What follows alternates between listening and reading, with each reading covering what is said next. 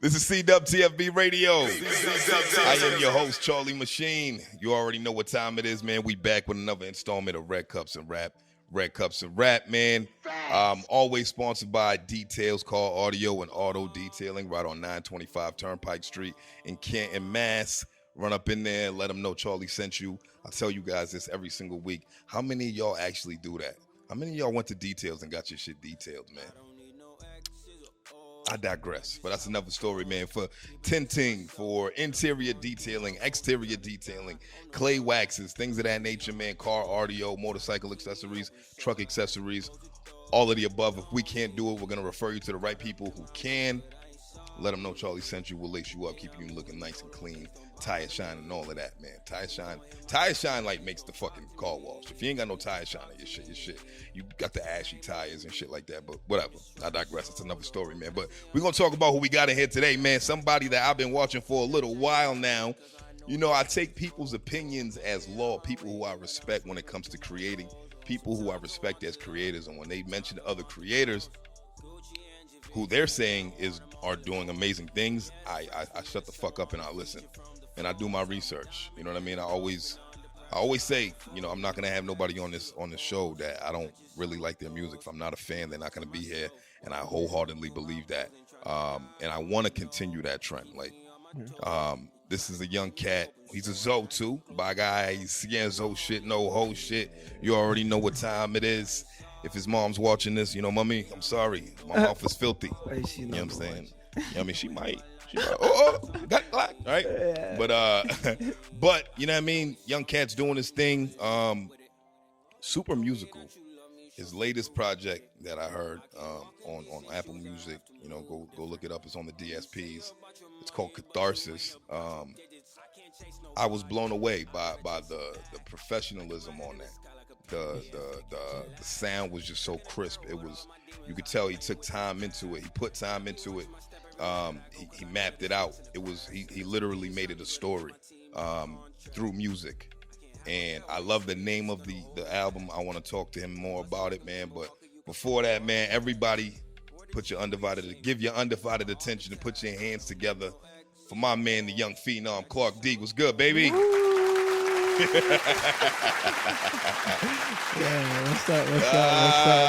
What's good, boy? How you doing, man? Yo, it's an honor to be on this show. For real. I'm very humbled. I'm glad you're here, bro. For real, man. Like, I really am. Like, there's not too many, young cats that I'm really excited about, man. But you definitely one of them. I appreciate that. I'm glad you're here, man. I'm glad you're here. Yeah, I appreciate that, for real. Yeah. That's love, man. You deserve it, bro. You deserve it. But what's up with you, man? How's your week been, man?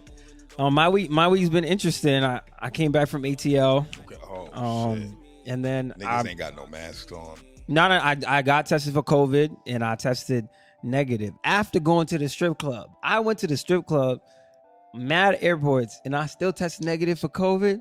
You feel me? So what are you trying to say right now, Clark? I don't know. Maybe I'm a lucky guy, or you just trying to say some bullshit? Nah. I never said it. That's very irresponsible. Fucking funny, dog. You know what's funny, dog? I know somebody who had COVID, who ended up getting the shit. He was not feeling well at all. Like, I asked him, I was like, were you asymptomatic or whatever? And he was like, nah, I felt like shit. Yeah. And I was like, yeah, but he's still one of the same niggas that's saying this shit ain't really that real. That's crazy. Yeah, nah, down there, they don't believe in COVID at all. My cousin Leo, he moved to Atlanta, and he came up here, and he was like, yeah, we don't wear masks down there. They don't at all.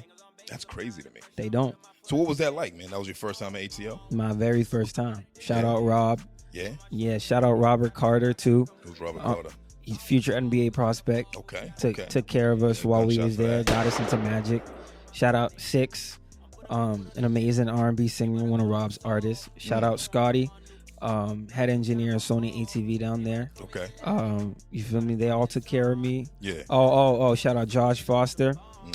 Recently just left touring with Medea, with Tyler Perry, Medea, Lyric, his brother Jarius. Okay. Everyone we met down there, you feel me? Oh, Miss Fells, you feel me? Like Miss Fells.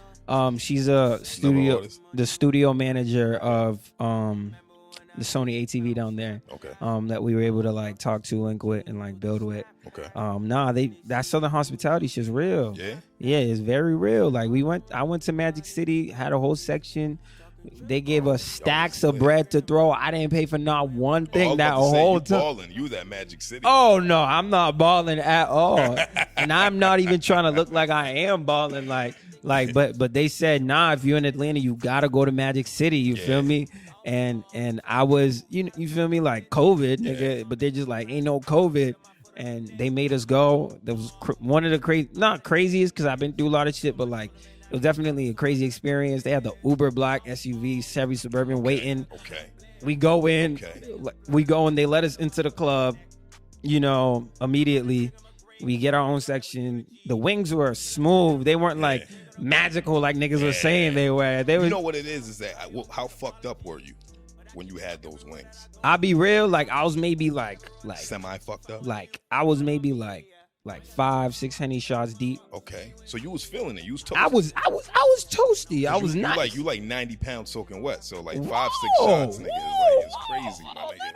Like, okay, but yeah, 95. but now I wasn't like it takes a lot for me to get smacked. I was still very like I could feel my legs. You feel me? So like I was eating the wings. Shit's made my teeth hurt. Maybe it's my teeth's fault, or maybe it's their fault. You feel me? But it's still smack though. It's smack. You feel me? You felt like it was overrated. Niggas was hyping it. I'll be real, But all the food down there, I feel like it's overrated. But because say how you saying, yeah, bro. That's fair. Like you Haitian, bro. So like our standards, to food, it's like, yeah, you eat some shit, you're like, And I'm gonna say something real disrespectful. Waffle House, trash. Brothers, here is way better than Waffle House. Waffle House been garbage. Yeah, Waffle House is chips. I'm sorry, like garbage. But trash. At the same time, like that's a staple down there, so I don't want to violate them. But like, no. Well, I don't believe that you're violating, the culture, because I think Waffle House is more of a culture staple for these niggas down there. Yeah. But the establishment itself is trash. Yeah. It's just not good. But anyway, man. Anyway, so why'd you go out to Atlanta? It was really for some music connections and. So I went down there because I'm at a point in my life where like God's calling me to like build in multiple different places, and since like the beginning of quarantine or like February, I said I wanted to travel or go somewhere and build in Atlanta or New York or LA at least once during the summer. I was supposed to go to Atlanta and then LA. But then shit started getting crazy in LA, and also my work schedule at the time, like I could only pick one place to really go and build in. So I went down there because I wanted to lock in with artists. And shout out Rob, you feel me? Like I stayed, my boy Rob puts in work. Robert Kelly Morgan, owner, CEO of Stupefy LLC, manages some of the hardest artists in the city and in Atlanta.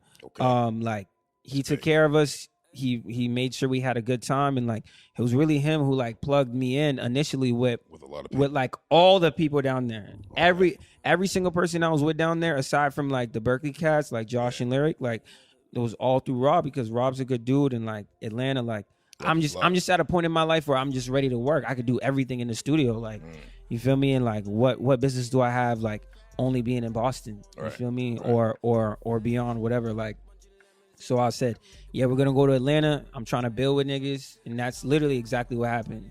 You know, like when you travel sometimes and you have like all these goals, right? You want to check everything off. Yeah, and most times like we don't usually get to do that. Like, but that time I literally did exactly what I wanted to do. I built, and there's gonna be some shit that I can't really speak on right now. That's gonna happen in the future.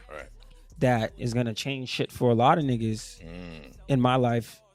For me specifically as well in my life, and potentially in the city, you feel me? Because that's how I work, you know. So you like, you know, help like reach one, teach one type shit. Oh, 100%. Everything I've accomplished in life, I do it with people. I don't believe in doing shit by myself, even though I can do everything by myself. I don't think that's fun at all. Yeah, that's dope, man. That's dope that you have that you know, giving mentality, man. Yeah, that's from my mom. I was gonna ask you, man. That's from my mom. Haitian women are like some of the best people on earth. Superwoman. And your moms, you know what I mean? We was just talking about this earlier, man, about the connection of how I know you. Yeah, that's just crazy. In passing and relationships that you build just throughout life, just, you know what I mean? You can meet somebody anywhere, dog. Like, this is that T-Mobile when I used to manage a fucking store, like 7 years ago. Yeah, I know. And I recognize your voice and your face. And what's funny is that I recognized your mom's when you posted her on the gram. I was like, yo, I know this lady. I don't remember how I knew her. Like, I thought it was like through my aunts, like with the whole prayer meetings and shit like that. I know. But I'm like, nah, that ain't it. Because once you told me your last name, I didn't recognize it. But that's dope, man. I like that. You know what I mean? We have some type of background now where it's like we're linking back some up. Some Hyde Park shit. You feel me? We're making shit work. Man. Yeah, I know. That's what's up, man. That's what's up. So let's talk a little bit about your upbringing and your interest in music, because you seem like you not only are you interested in music, you went like the more educated route with music. You know what I mean? Not everybody learns how to read music. Not everybody learns how to compose and things of that nature, right? Some people just have an ear for it. So run us through that. Like, when did you realize you wanted to be a musical person? You know what I mean? So I was lucky enough to be at the Holmes Elementary School. Okay. Shout out to Holmes. And I played recorder in kindergarten. That was the first time. That was my first experience with music. I think we all did. Yeah. Nah, but I loved it though. I really loved it. And I had this great teacher called Mr. Tuttle. He was the first one to teach me the Black National Anthem. Like, he was first person in 3rd grade to teach me how to play trumpet. Okay. So I played trumpet in 3rd grade. I was real passionate about it. But then I fell off with it because it just was too straining on my head. Right. Because I just had to blow into the trumpet. Yo, this shit's crazy. Yeah. Like, very strenuous. I tried it and I was like, nah, this is like torture. Like, why does anybody want to do this? Yeah, I know. So basically, like, the trumpet was a little tough, but I was playing trumpet in church when I was younger. And then I was doing spoken word in elementary school a little bit. I had a phase where I just stopped everything, stopped playing trumpet, stopped doing spoken word poetry. Then I was like in a very rebellious phase of my life. I was listening to like a lot of Tyler the Creator, Kendrick, and etc. And like I started getting back into spoken word, but it was really like gritty, grungy, like poetry type shit. You feel me? But like my actual serious journey started when I was 15. I went to the Boys and Girls Club in the Mattapan Teen Center that had just started maybe like a year before. It was where the old Mattapan Library was. And basically, like, I was always a creative person. Whenever I was in school, I went to BLA. Whenever I was in school, I always wanted to like go above and beyond with the creative assignments. They said like, oh, we want you to create a poster or a video. I'd create a whole fucking movie or some shit like that. Like, because I always wanted to go above and beyond with my talents and shit like that. So I had an opportunity to create a song for like sentences or some shit like that. For the 7th graders. I was in 10th grade at the time. So I was like, wait, I know a studio. I can actually go and record. And basically, I went to the Mattapan Teen Center. It was a studio.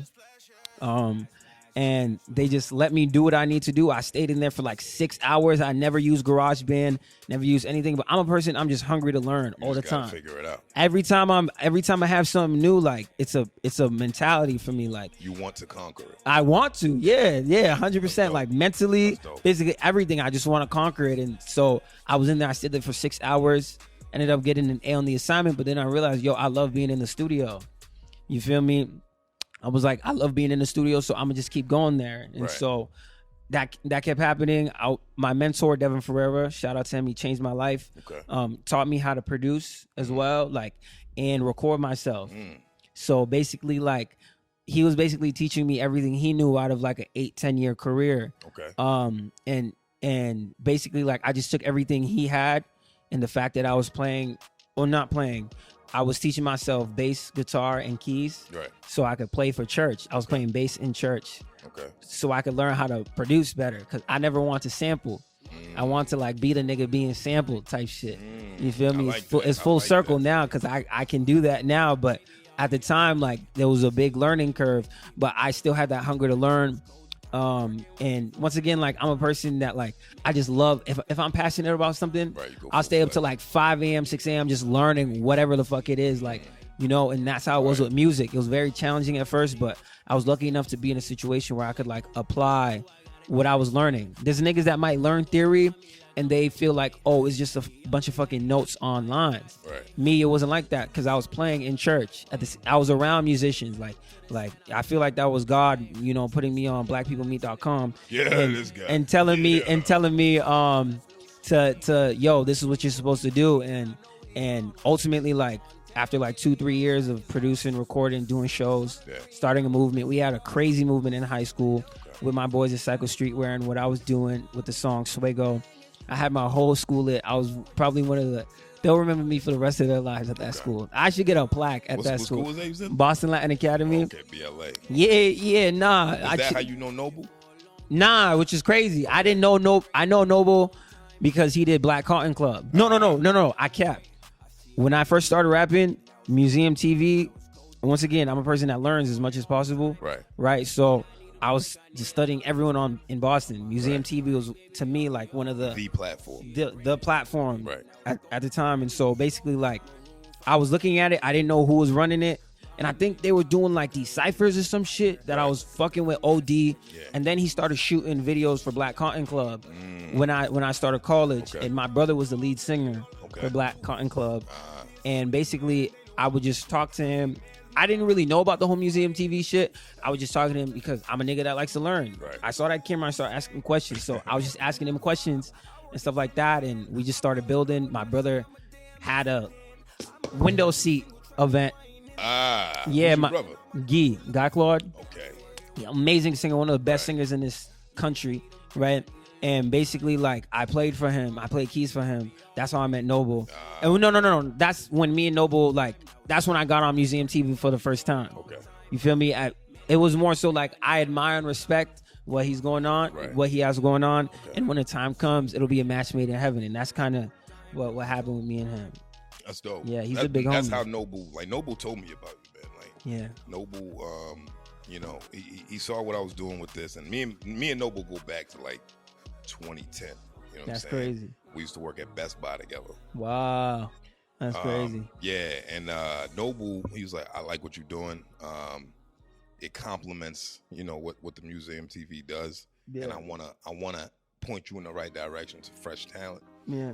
And he was like, yeah, I see what you're doing. Like you're getting all the people that you knew when you were rapping. Yeah. He was like, but I like take a dive into the new cats. Yeah. He's like, there's this young cat named Clark D. Yeah, that's my big bro, Noble. Like, yeah. Yo, look into him and really listen, man. Like he's amazing. I appreciate like he go for real. He's like, he produces, he raps, like he puts shit together. Like he's that nigga. And like he was talking so highly of you. Like me and Noble, man, shout out to Noble, man. That's my dog, that's my brother. That's the big bro. Me and Noble have these like random sessions where we just get in my whip, nigga, and just get high as fucking giraffe pussy, my nigga. You know what I mean? Like we just get high as shit. That's our thing, and then we'll just talk about what we got going on. And that's my nigga, man. And shout out to Noble, shout out to Museum TV.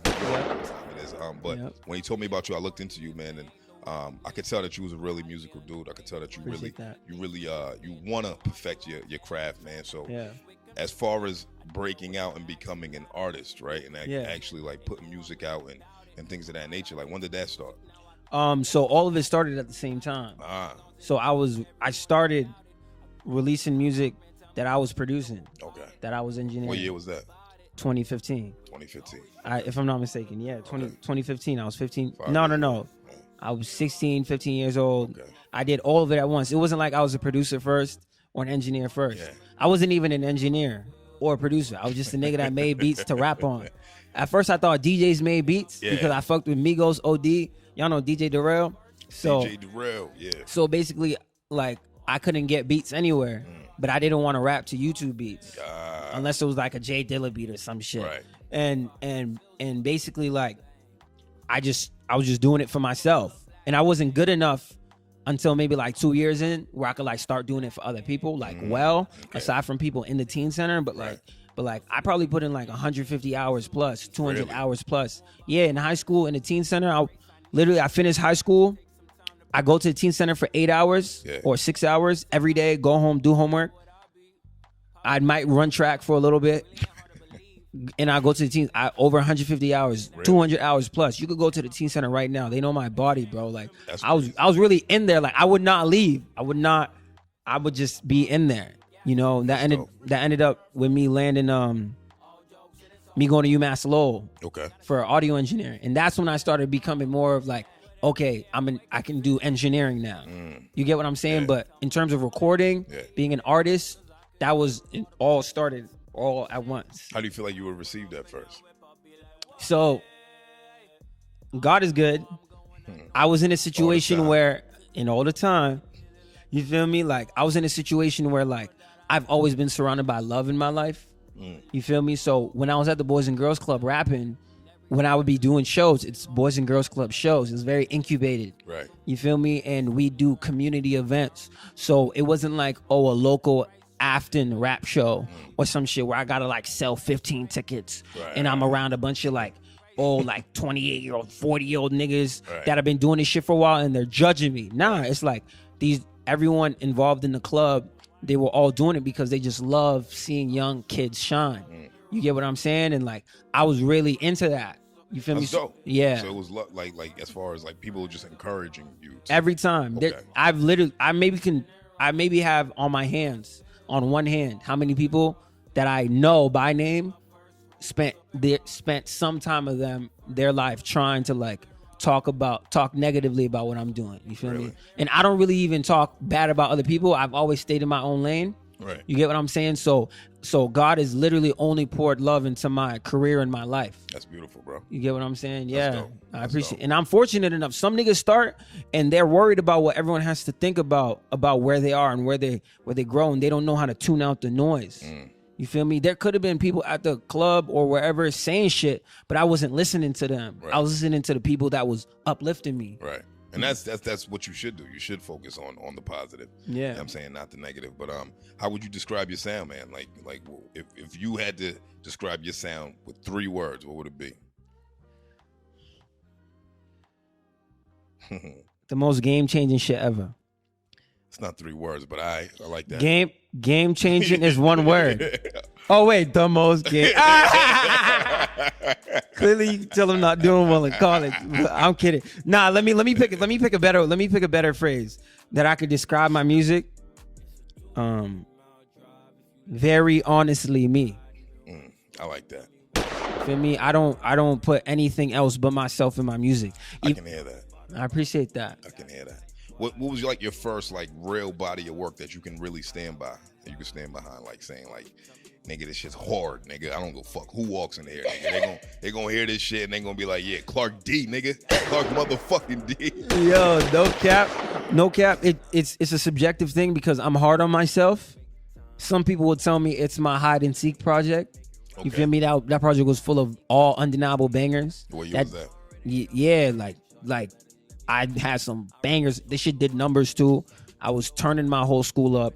I think that would be one, but the one where I just like felt proud on a personal level about like growth and development, where I like really did what I realized I want to do in my life, is with Catharsis. Okay. It was really with Catharsis. I love that body of work, bro. I appreciate that. I wholeheartedly love that shit, bro. That makes my heart smile. Like, I really no bullshit, man. Like, you see, niggas don't even talk like that. It makes my heart smile. You hear this nigga, man? Like, yo, motherfucking Clark D, man. Like, and this is what I mean. Like, you put yourself in that. Yeah. You know what I mean? And like meeting you for the first time, like, well, not for the first time. It's funny because that's how. Yeah, I know. Yeah. But seeing you, evolve, and now you're a young man, and after listening to that body of work, it's wholeheartedly you, man. Like, it's like purist meets the new school. Yeah. That's how I described it. Yeah. And I was telling my wife, she was like, "Who's Clark D?" And I was like, "Yo, this little nigga go, yo." Like, I appreciate that's love. Like, I appreciate that. Yeah. And my wife, like, her and I, we share a really deep love for hip hop. That's dope. Know what I mean? Like, that's dope. When I heard her, like, we was talking about, like, earlier before y'all got here, we was talking about Capone and Noriega, CNN. Like, that was probably one of, she was on some Jada Kiss, Lloyd Banks shit, and then she played some CNN shit. I'm like, what you know about this? Yeah, like, you know what I mean? So, yeah. like, we really love that, and I love that we have that in common. So, like, a lot of the times when I'm looking into artists, I play the music around her. Your shit knocks. Well, tell her I said I appreciate her. I appreciate y'all, man. That's black love. Feel me? That's goals. I'm trying to get married in life. Hey man, so yeah, you got a girlfriend, right? Yeah, I do. How long y'all been together? 4 years. 4 years. Yeah. Why you want to throw away your life like that? I know. That's God, man. Maybe at the end of the day, like I approach all things in my life like, yo, I'm gonna just ride this wave out for as long as it goes. Yeah. If I'm fucking 60, 70 years old and I'm still riding the same wave, it is what it is. If I'm 22, I'm talking shit, bro. That's fair. You're 21. You've been on for 4 years, and that means you was 17, right? Yeah. Like, I was 18 when I met my wife. I'm talking shit. You was 18? Yeah, I'm talking shit. You was 18? I was 18, bro. You was 18? I got lucky early, bro. Like, that ass, I say it all the time. Like you was 8. Yo, I respect I was 18, you, bro. I was 18 years old, my guy. Yo, I'm trying to do that in my life.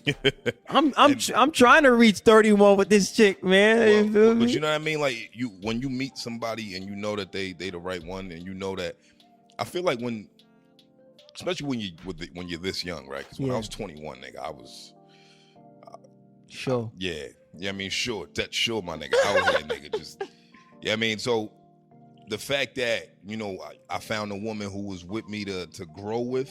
Yeah. And I can help her grow. She can help me grow. We water each other, my nigga. Yeah. And we can make a lot of mistakes together. Mm-hmm. I think that's really what it is, man. Yeah. No, your soulmate ain't gonna be perfect, but the fact that you've been with somebody for 4 years, man, so you already know how to do the long term shit, man. So good luck to you, brother. I appreciate you, King. You feel me? Hey, Thank you. I need an invite to the wedding if it happens, man. Hey, man, yo, look, I need Steph handles that. Yo, write that shit down. We need to invite him to the wedding. I gotta be on that shit, man. You know what I'm saying? saying? Nah, I got you. It'll be a Haitian wedding too. Yeah. Oh, nigga, I'm lit. Yeah. I'm buying out the bar, baby. We Yeah. in there. We in there. You feel me? Everywhere. But so let's talk about Catharsis, man. Because that dropped this year. Yeah, it did. How long did it take for you to put that together? Depends on how we look at it. Like I got a verse. Like on the last song of the project, it took me 3 years to finish that verse on the last song. Okay. But the actual Why is that? Because when you first start and you're like listening to so much different music, right, and you don't really have like an engineer or a producer driving your sound, right, like you tend to make like impressionist music, and you tend to not be comfortable with your voice yet. Okay. So I was writing things and I wasn't necessarily comfortable with my voice and how you were saying it. Exactly. Okay. So I wasn't at a point where like delivery wise, like I felt like it was appropriate for me to say the shit. Like it's not like basically I wrote a remix to Closer to My Dreams by Drake. Okay. And not a lot of people know that song. But that's actually one of my favorite Drake songs because like I remember being 16, 15 and feeling like, hey, like I don't know where the fuck I'm gonna take this music shit, but like I want to take it all the way. And like that song really like I would always, and the hook on that song is crazy. So I wrote to the remix. I was writing a remix to it called Closer to My Goals. Okay. You feel me? Because I feel like goals are a more tangible concept than dreams. You feel me? Because dreams, you only have those when you sleep, and sleep is a cousin of death. And I don't want my dreams to die. Right. You feel me? So that was my whole concept. So I wrote the verse, but then I sat on it for a little bit, and then I revisited for the outro of Catharsis. Okay. Which is Wake Up / My Catharsis. But basically, like the project took me about maybe like 2-3 months to actually consolidate and complete. A lot of the songs like Rock in the Hard Place, I had conceptually like maybe the production, or Anxious, I had the production done already. Right. But there was no story until I had my lung surgery. You feel me? Lung surgery. I had lung surgery. Okay. Yeah. So okay. All right. So what was that about? Like why did you have lung surgery? So basically I guess I was born with like some ridiculous like condition called like spontaneous pneumothoraxes, and basically like can't spell that shit. Yeah, I know, but you wouldn't even know the shit exists until the shit happens to you. But basically like it means that like I was born with little pockets of air on top of my lungs, and they can pop randomly. I'm sorry, like I'm going through it because I'm thinking about the album now, and I'm thinking about the lyrics. Yeah. All right, it's making sense. All right, keep going. And I want to speak on that too. Yeah. I want to speak on that whole concept of people needing to understand where it comes from to really appreciate it as much as I want them to. I want to talk on that too. But basically, my lungs collapsed 3 times. Wow. My left lung. Wow. Third time I had to get surgery.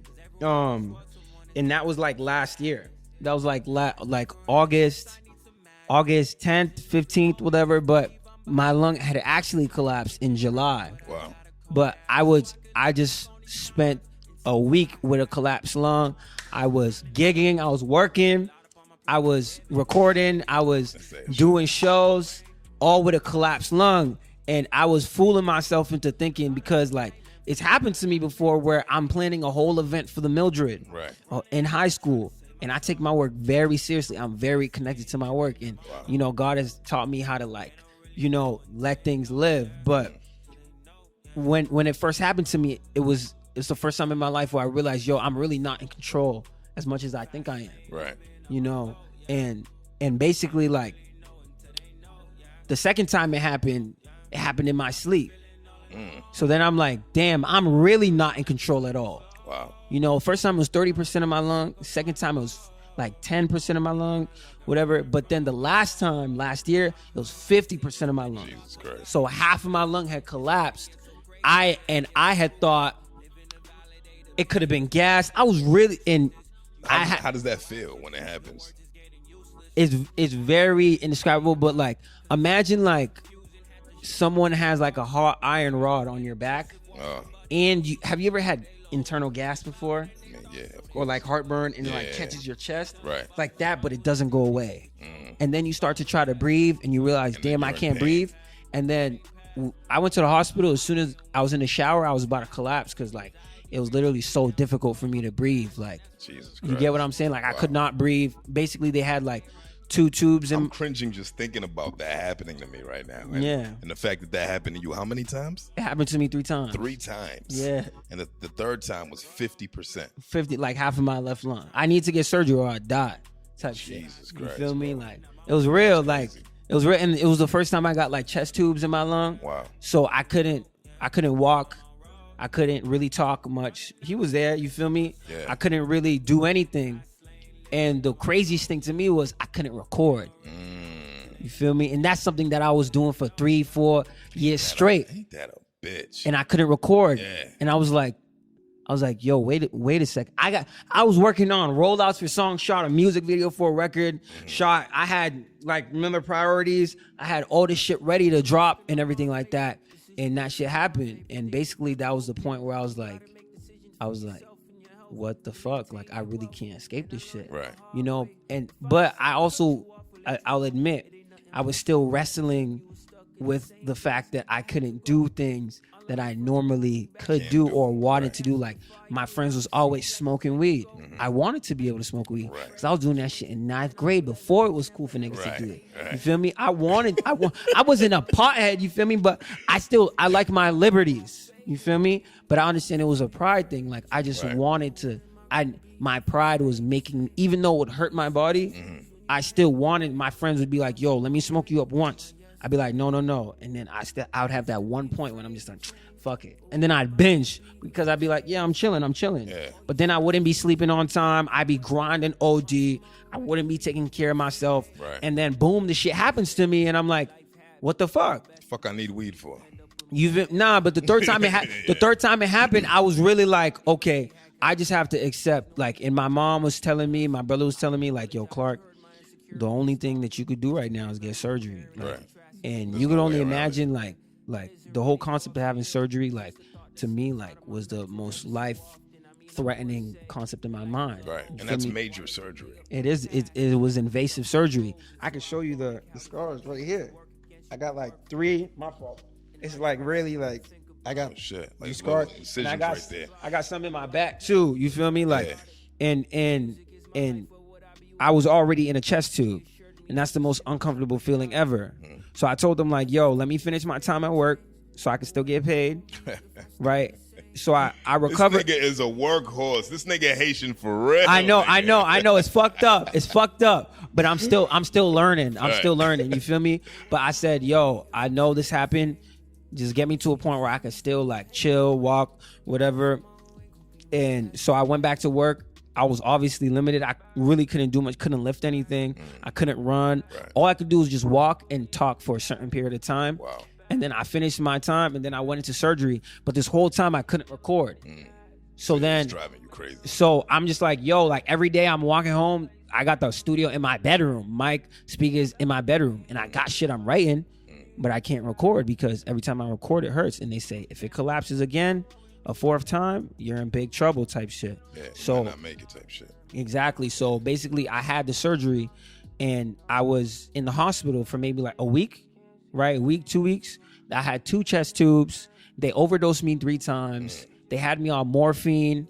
They had me on every single narcotic, gabapentin, every single thing like that. And I was at a point, my shorty needed to shower me. Wow. I couldn't walk. I couldn't talk. Like, this is real life. Like, I'm literally in bed. I could barely move. Like, I'm literally in bed. Like, and you don't even realize like how valuable like your lungs are until some shit like that happens. Like, you feel me? One of those things you take for granted, kind of, because it's like you assume that you're supposed to be able to breathe. Yeah, exactly. You just assume that nothing's gonna get in the way of me breathing. It's just breathing, right? We're just fucking breathing. Yeah. Right. That shit taught me about life, though. Until you can't breathe. Yeah. Right. That shit literally taught me about life because I understood at that point that like, yo, there's really no point in me wanting control over my life because I'm gonna die anyways.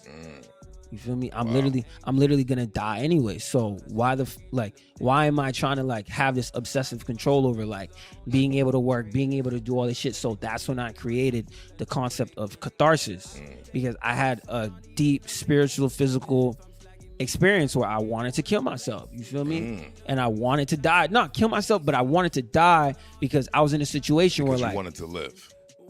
Essentially, that's a great point. Wow. You feel me? And because I wanted to do the shit that's why I did catharsis. And the whole point, that's why the last song is called Wake Up. Like, I'm grateful for the fact, like, anyone that knows me knows that, like, every time I say anything in the future, I say God willing.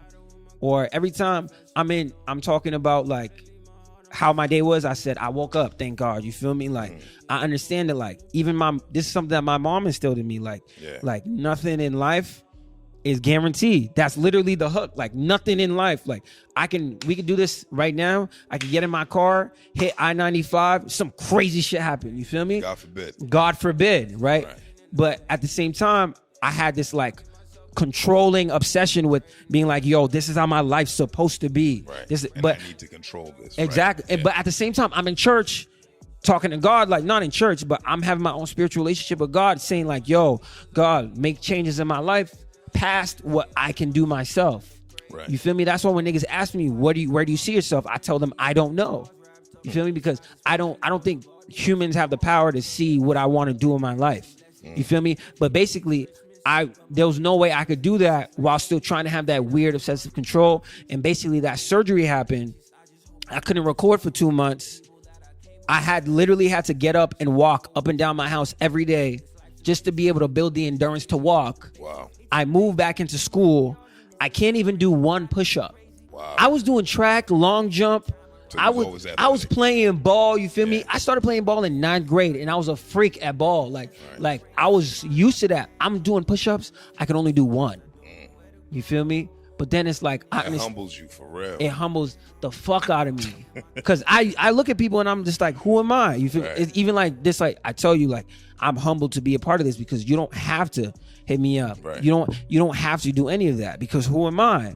You feel me? And so motherfucking D, nigga. That's what the fuck you are. I appreciate that. Living legend, baby. Fuck out of here, dog. I appreciate that. No, but literally inside of me though, like I look at myself and I know that like I have to celebrate the fact that I am weak. You feel me? Like we're only human. Exactly. You know, we're only human, bro. Yeah. So basically, like that whole process forced me into a mind state where I'm like, yo, if I'm gonna make music, I have to make myself uncomfortable in making music. Like I was making turn up shit. You feel me? I was making people forget about shit when we was doing shows. I was making them forget because I would ask any nigga who saw me live. I'm most likely bodying that set. Right. 9 times, even if there's 2 people in the room, I'm bodying that set. Because you feel me? That's how real it was, right? You feel me? Yeah. But that's how serious I take it though. Right. Because I believe if someone's in front of me, they deserve the best of me. You feel me? And it's the same way. I had to look at my message and I'm like, yo, am I really telling these niggas what's going on with me right now? I can go back to making regular ass music, or I can use this situation and use my point of weakness where I felt the lowest point in my life, the most negative point in my life, the least amount of control in my life. I can take that and change people's lives with that. You feel me? Like I made a whole beat tape called Self-Care. Yeah. You feel me? And that led to my boy writing after his aunt died.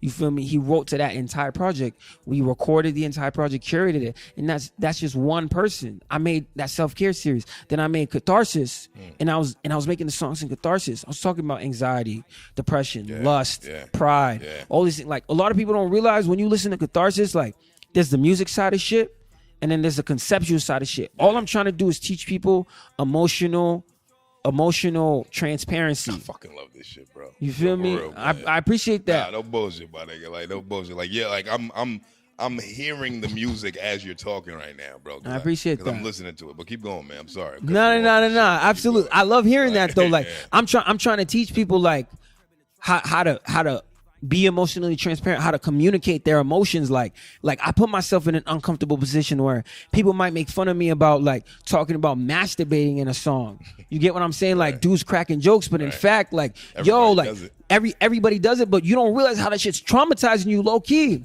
Cause then you're looking at a girl and you're sexualizing the fuck out of her when she's a human being, bro. Right. You feel me? Right. And she might have gotten raped at whatever age, and she feels invalidated, and she's looking for emotional security in her life. Right. You feel me? But you're so focused on busting a nut that you're making her life worse. And that's why we have fucked up households. This is why we started Family Famous. It's a counter narrative on clout culture. You feel me? Because niggas don't celebrate the black family.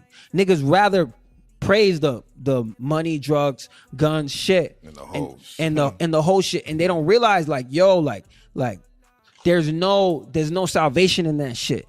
You feel me? All that shit leads you to is death, bro. It's just death. You speaking volumes to me right now, man. Because my whole shit when I was rapping was talking about money, drugs, and hoes. Nigga, it is what it is. You feel me? This nigga will tell you, my man Capacity in the building to tell you, nigga, we made a song called Money and Bitches. Yeah.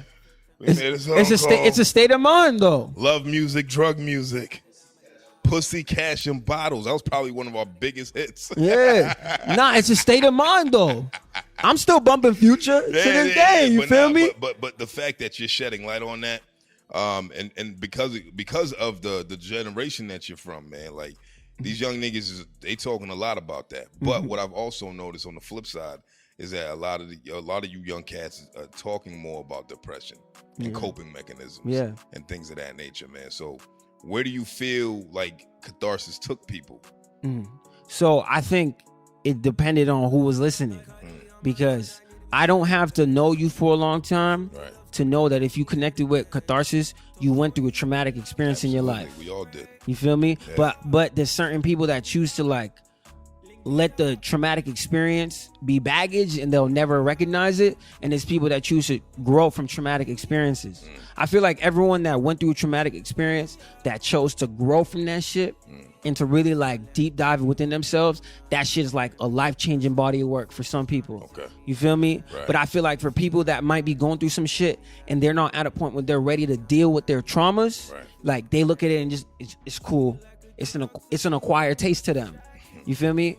Yo, that's funny, man, because, you know, growing up in a Haitian household, you know, we're not really taught to deal with our feelings and trauma. And you know, everybody goes through it. Everybody. We always have some trauma, whether it be small. You know, what I've always said prior is black men, we need to stop normalizing trauma. Absolutely. Because we go through it and then it's like, I'll be all right. Mm-hmm. And then when somebody goes through something that you deem is not as serious as your trauma, it's like, what the fuck is you tripping on? You invalidate that. You invalidate it, right?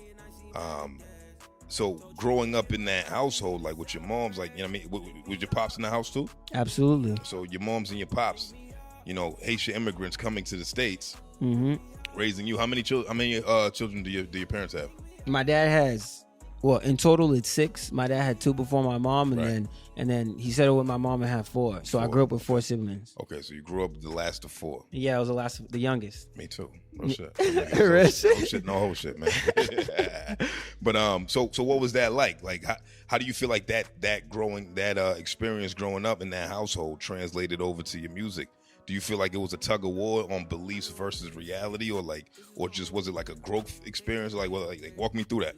So I was fortunate enough, like even at church, to be in like a young men's group, where I was surrounded by other young men that had Haitian parents, and I was able to we were able to confide in each other about like how we felt about the way our parents were and how we wouldn't want to be like them. So even though my parents were going through what they were going through, I was privileged enough to be in a circumstance where I can look at it from another perspective without applying my bias entirely. Like my dad, he's a very hardworking person, and he's not a bad person.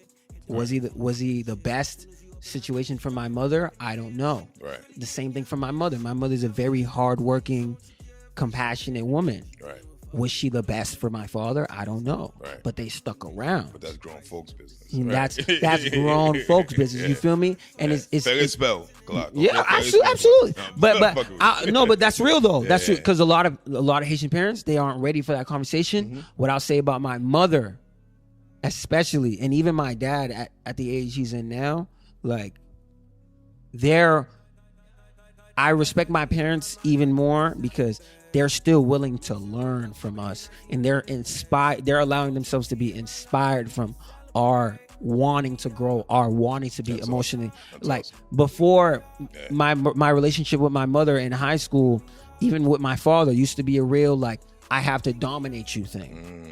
And me, I will not be dominated thing. Right. You get what I'm saying? I saw what y'all did with my brothers. You're his child. You get what I'm saying? but even that, it's like, bro, you don't know me right now. Right. You feel me? So why do you think you have the right to walk all over me? But at the same time, it's like there's years and years of pampering and taking care of shit that I wasn't conscious enough for, me being 1-2 years old. You feel me? But me being a teenager and seeing how I'm treated at the moment and being like, listen, I don't know you type shit. But then me growing up and being like, yo, at the end of the day, the most toxic trait in most Haitian people is pride. But that's the culture that niggas grow up in. You feel me? But my parents are at a point now where they look at us and it's not even an argument or a pride thing anymore. It's like I'll take the time. I'm the type of nigga to go above and beyond to make sure you understand me. I'll go up if we're at a point where we're arguing, I will talk for 4 hours. Just so you can get your point across. Just so we can not to get my point across. That's the old me. For you for them to understand you, for them to be on the same level as you, and for me to understand them too. Okay. Because I'm humble enough as well to understand that I might have past learned behaviors that might contribute to me making an argument worse with my parents or with whoever. Right. So I got to look in myself and be like, look, I understand how I made the situation worse. I just want you to talk to me about this instead of approaching me this way. You feel me? I would prefer this. Right. You get what I'm saying? Before I used to be very vindictive about shit. You did me like this? Fuck you type shit. You feel me? Let's very. I don't get back. I get done. You feel me? That was me before. I'll just erase you from my mind. But then that's I'm like, real Haitian shit, man. It is. You know it is. It's that's my parents' blood in me, though. You feel me? Nah, nigga. I know, nigga. Yeah, you feel me? I had to unlearn that, though. You feel me? Even on Catharsis, I have a song called "I Forgive." You feel me? Based on an actual experience that I had with a nigga that literally just made peace with me 3 days ago. You feel me? Like me looking at shit and being like, okay, am I gonna let my pride and my ego get in the way of me building with people? Right. You feel me? How can I have family famous or have family first or preach love and positivity if I can't even apply that in my life? Right. You feel me? I never want to be the hypocrite. Yeah. You get what I'm saying? So I would always challenge myself to do some shit. So growing up in the household, seeing how shit was with my brothers, how they treated my brothers, I'm an observant person. Right. So I'm watching everything and I'm like, okay, this is what's not going to happen with me. And then once I learned to put my pride to the side, I was like, I understand why you did that shit. But at the same time, I would have preferred you to do this. Right. You know, and I know now that I really shouldn't be doing this because like I was bugging out. I grew up in church. I was going to parties on Heath Street. You feel me? Yeah. Niggas pulled out knives on me at a party. You feel me? I saw niggas with guns and shit. Like a normal hood nigga, they see that shit and it's whatever. Right. You feel me? But I was the type of kid where you know Rossfield, right? Absolutely. You feel me? Niggas was selling crack and toting guns there. You feel me? My mom was not letting me go there. I can't confirm nor deny who was over there selling crack or pills or weed or pussy or whatever that they were selling over there. I don't know, but I heard. Yeah. But basically, I heard that too. Well, my mom heard that, and I was at home playing video games. Right. But at the same time, when I was in high school, I just had a dire need to like explore everything. Even though it could be detrimental to my health. You got to see it for yourself. Exactly. But that could get me killed. You feel me? But I didn't understand why. No, when we're young, we don't believe we can get killed. Yeah, that's real shit. We don't believe we could die. That's real shit. Nigga, man, I ain't going to get into that. But yeah. Get into it. Get into it. This is for you, dog. I want to know from me. Like, for me, what did you get into though? For me, I got into a lot, man. You know what I mean? I got into a lot, man. Street shit. Street culture. Wanting to be a part of street culture when in reality I wasn't that person. Mm-hmm. I tell people this all the time. I didn't have to sell drugs. I didn't have to carry a gun. I didn't have to do the things that I did. I come from a really good family, bro. Yeah. I come from a fucking really good, hardworking immigrant family. Mm-hmm. You already know what time it is. We Haitian. Yeah. My family came over here with nothing. Yep. You know what I'm saying? We came over here with nothing, bro. And the fact that, you know what I mean? We could say who we are today. We do a lot for other people. We do a lot for, people around us and other people that we don't even know. Mm-hmm. And when I look at, like when I be around my family now and I'm like, yo, I was really out of pocket. Yeah. I ain't have to do half the shit I did. And I used to do greasy shit too, man. Grimy shit. Like, who the fuck was I? You know what I mean? So when you look at it from that perspective, it's like, I didn't believe that anything crazy could happen to me. Yeah. You know what I mean? Until you start getting in trouble with the law, you get into a shootout, your friends get shot, you know what I mean? Friends died. Yeah. You know what I mean? Niggas went to jail for like real time, like, you know what I mean? So that's really what it is. It's like when you're young, you don't believe these things can happen to you, but for whatever reason, you wrap your mind around an idea, a persona, I guess, that you want to be. You know what I'm saying? And then and it gets you the way you're going. But these are all lessons that we had to learn. Yeah, we did. These are all lessons that we had to learn. Man, I'm glad you lived. You feel me? Thank you, bro. Sound likewise. Bro. We had. CWTFB some people die over that shit though. You feel me? Some people die over that shit. A lot of niggas done died, man. But so you say you grew up in Hyde Park around Wood Ave. Yep. That area. So it was music, and you also talk a lot about religion, like God. You know what I'm saying? So like, was that something that your parents instilled in you? Like, y'all went to church every Sunday type shit?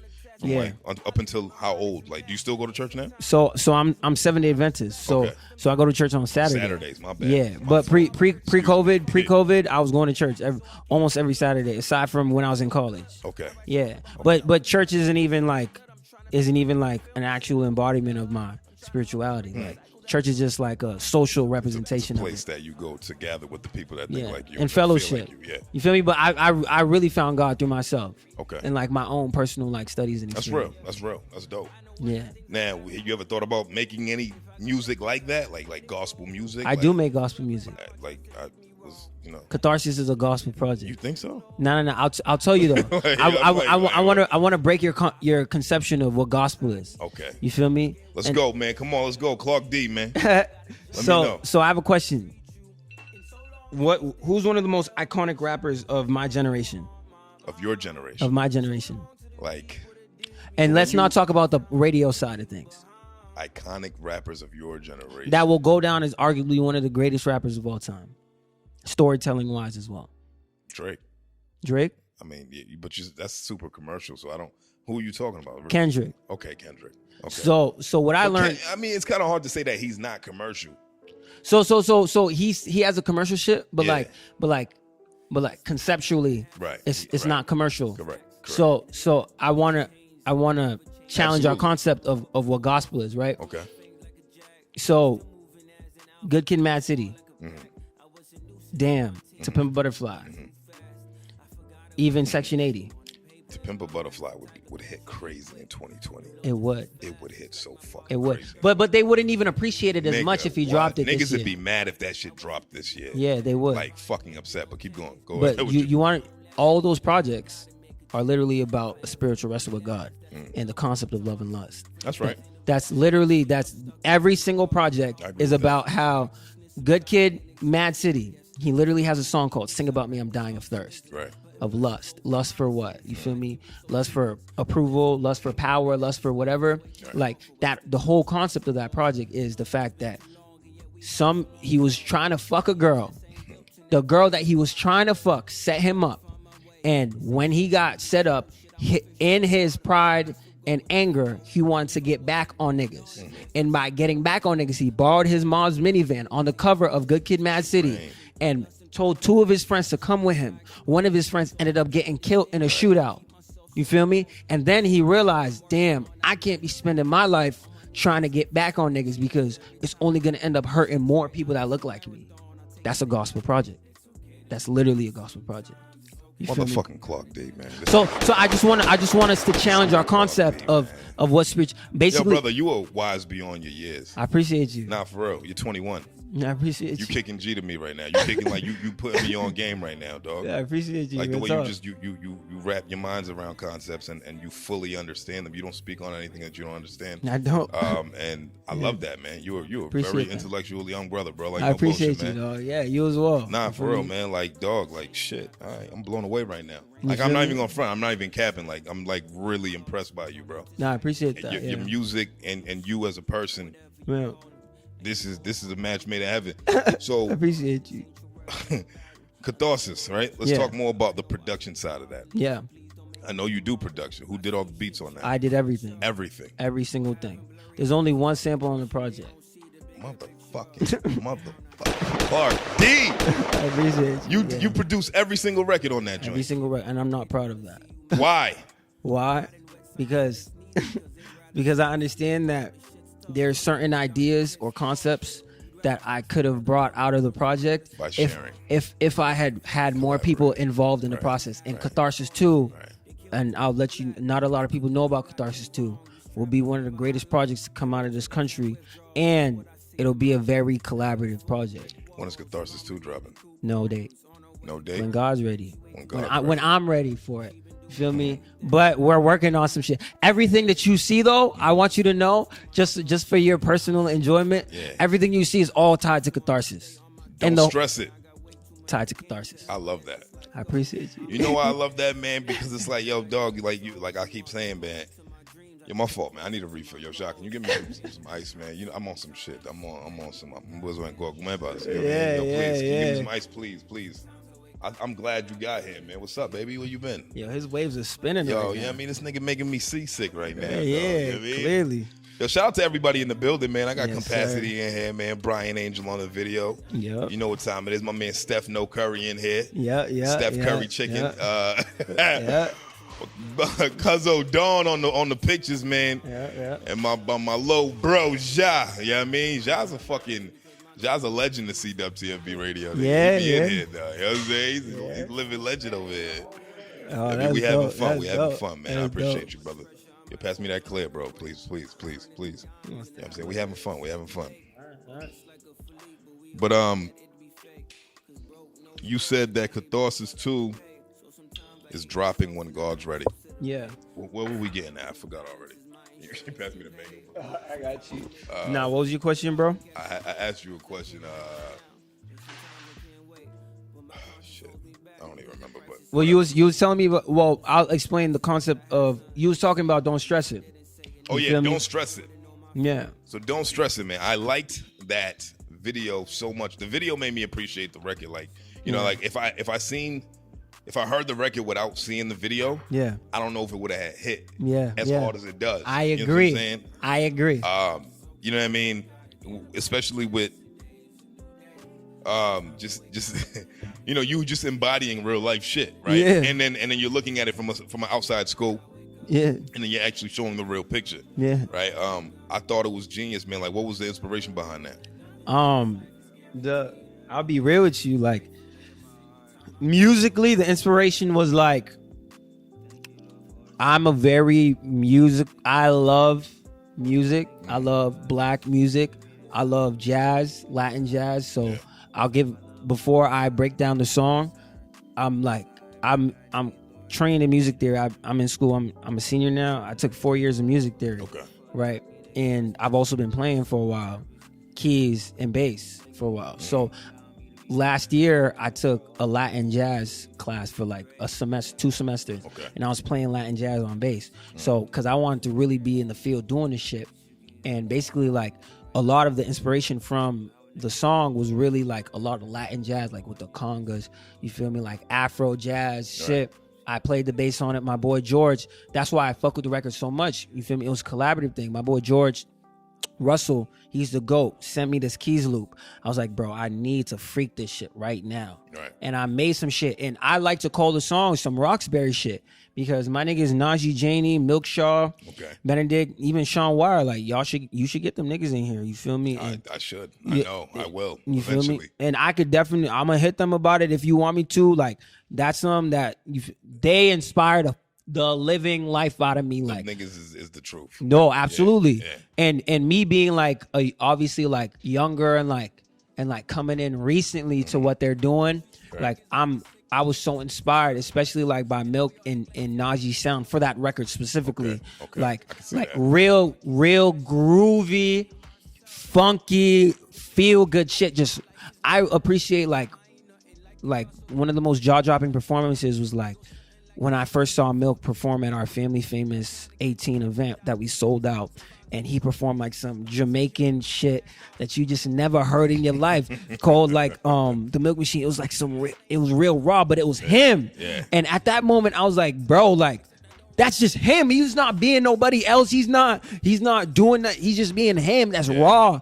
And I'm like, ever since then, like even Najee when he performed at the House of Blues, like he had that set, and I was like, bro, this nigga's a superstar. Like, of course. Like I created the song heavily. I wasn't thinking about them when I created the song, but they're like so important in my life or in my creative journey that I created some shit that they rubbed off of me, and it'll be very fucked up for me to go about talking about the song and not giving credit where it's due. Like I tell them niggas all the time, like y'all love the video, amazing.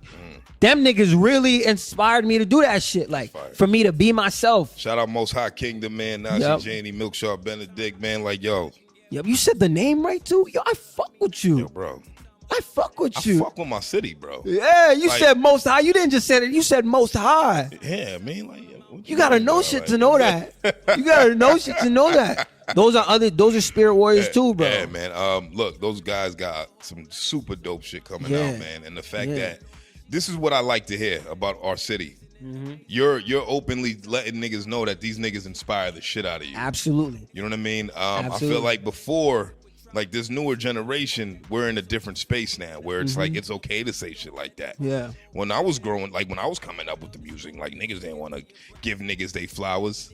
They ain't want to talk about like niggas. That. They ain't want to talk about niggas. They ain't want to say, "Oh, that nigga inspired the shit out of me." When I always was a nigga like, yo, I want to show mad love. Like, yo, this nigga is hot. Like, this nigga's ill. Like, I want to work with this nigga. It's still like that, I don't understand that concept. It's a shitty concept. I don't understand either. You know what I mean? It's a shitty concept. So I'm glad that, you know what I mean? Yeah. You guys are turning the leaf. We're minorities, by the way. Word. You know that? that whole concept of like openly showing love to niggas, that's a minority concept in Boston. Word. But you know what? I'm not even wrestling with that because the niggas that really want to take this shit all the way, that are gonna take it far, are niggas that aren't afraid to show niggas love. Feel me? I'm not gonna show everybody love. Right. But I'm so honestly me that if I feel some type of way about someone doing some shit, I'm not gonna hold it back because of my pride or how I look, nigga. I'm gonna show love to 50 niggas if I want because that's how I feel. If there's only one nigga I'm fucking with, I'm gonna show love to one nigga. Like that's the thing. But it gotta be real. There's a lot of niggas in Boston trying to do music to impress people. You feel me? I said that's the difference between Most High and a lot of niggas in Boston. A lot of niggas are trying to fit into a niche or a look, bro, or they're trying to look tough or some shit. And it's like, bro, at the end of the day, we're still broke. if we're talking about music, tell me your net worth. I'm only respecting accolades, bro. Unless I'm in the studio with you seeing how crazy you are, I'm only respecting accolades. And there's not a lot of niggas in Boston with enough accolades to be acting the way they be acting, bro. Not enough accolades to be acting, nigga. You feel me? That's the realest shit I ever wrote. And there's a lot of niggas in Boston acting like they just won 5 Grammys, nigga. Yo, speaking of accolades, man, you seen what Joyner just did? I know. That nigga Joyner's different, bro. You see what Joyner just did? All of y'all seen what Joyner just did? With Ashanti. I don't know. He had Joyner Lucas. Motherfucking Joyner Lucas, you are my hero. My man had Ashanti all up in the video, licking on her pretty ass lips and just, I'm jealous. That's goat shit. Babe, I love you. If you're watching this, you already know what time it is, though. I'm just saying. You know what I mean, niggas be on some shit. You know what I mean? But it's Ashanti. It's fucking Ashanti, nigga. I know. She's a valid. Massachusetts nigga. A nigga from Massachusetts got shots. He had Will Smith, though. That's the crazy part to me. Look, fuck Will Smith. Nigga, it's Ashanti. You know what I'm saying? That's real shit. Bro, like, I don't mean fuck Will Smith. I love Will Smith. We all getting jiggy with it and shit like that. We all like that, right? That's cool. That's cute. But, my man is doing some legendary shit. We talk about accolades and we talk about what he's been able to do with his He has a platform. right to act whatever way he wants. Yeah, that nigga can act whatever. And he's still hungry. You know what I'm saying? He's still hungry. Yeah, bro. I'm super proud of Joyner Lucas, man, just being from Mass. I don't know, buddy, but more power to you, bro. And He's a Worcester cat too. Yeah. You know what I'm saying? That's on the other side of this of the state for me. You know what I'm saying? Like I don't really know niggas like that out there. But I know a lot. But I don't really know Africans, Worcester cats. bro. Nigga. I don't really be real. I don't really know no Worcester all cats. Africans, bro. I believe it. But yo, shout out to Joyner Lucas, man. And where do you see yourself going with music, man? Like where in the next, music evolves so fast now. Yeah. So it's like if I ask a nigga 5 years, that's a fucking long ass time. Yeah. Where do you see yourself in the next 2 years? In the next 2 years? So I have 3 answers to this. But it's a complete thought. My first answer is the ultimate truth. I don't know. I don't have power. I don't have power over that. I have power over what I'll see myself doing in the next 5 minutes. Okay. You feel me? Which is bodying this podcast with you. You feel me? But in terms of like what I'd like to be doing in the next 2 years that I want to manifest, that I'm manifesting, I want to be a full-time recording artist and record producer. Like, one thing I love creating my own music, and I want to create a bulletproof body of work that'll most likely be Catharsis. I absolutely be Catharsis too. That like I can release and sit on for a while, and like I don't have to feel the rush or need to drop music. Timeless music. Yeah, so we're working on creating a timeless project with Catharsis too. And basically I want to drop that, get a budget for it, create a whole situation, try to secure some features on it. We're creating a visual world already. Like as I said before, Don't Stress is a part of that. Like creating an identity first, so that when we drop that project, Catharsis 2, it's undeniable in that it can last me like a year and a half. And in that time, I want to just be record producing, like, and by record producing, it's like working on everybody's albums.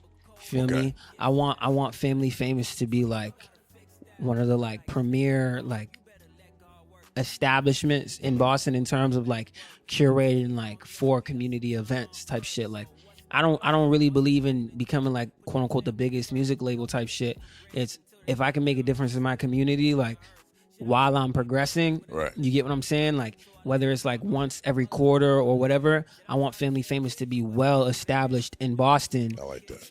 On the philanthropic side and the music side of shit. But me personally, like I want to create that timeless body of work and do everything I need to do to build momentum to get to that, where I can be at a point where I got like potentially national attention, we dropped the project, it goes crazy, it's going crazy, and we're just riding that, and I'm propelling my career off of features and producing niggas projects, bro. Like, yo, you gotta come to the studio with us, bro. I'm with it.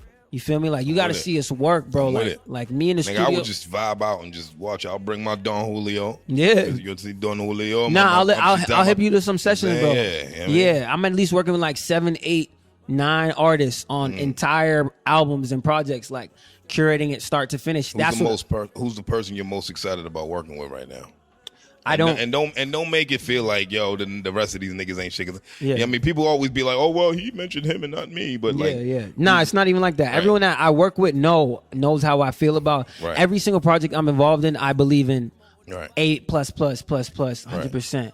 I would tell you the thing that'll probably come out the soonest is C4. You know who C4 is? I know C4. He's C4 arguably one of the craziest workhorses. I'd say, like, I can see that. People I've witnessed in my life, in my young life right now in the studio, in terms of being workhorses, is probably like Najee Janey, C4 right now. That can just blow through as many tracks as possible all in one sitting. Some niggas, they need a little more time or they want to lock in on one thing. C4 is like, me and him, I got some producers together, maybe like 4 producers. Okay. And I orchestrated a session, had my boy George lay down keys, my other boy do drums, everything like that. Like, I love doing that shit where, like, I'm organizing the vision for something and then I record and mix it. You get what I'm saying? Right. And, like, I help them, like, curate the visuals for the project, like, and create a visual world. Like, C4 is one of the ones I'm excited with because it's going to come out soon. And every single record is, like, some groundbreaking, sonically you'll never hear anywhere else. I'm at that point in my career now where I could say, yo, you come to the studio with me, you're going to hear some shit that you've never heard before. You feel me? Like, it took a long time for me to reach that point. And on the R&B side, I got my girl Tamira King. Okay. This is a sleeper. I want to throw this y'all way so y'all know before it happens. Tamira King. She's about to have one of the craziest breakout R&B projects to come out of this state, country, but it's not going to be some local shit.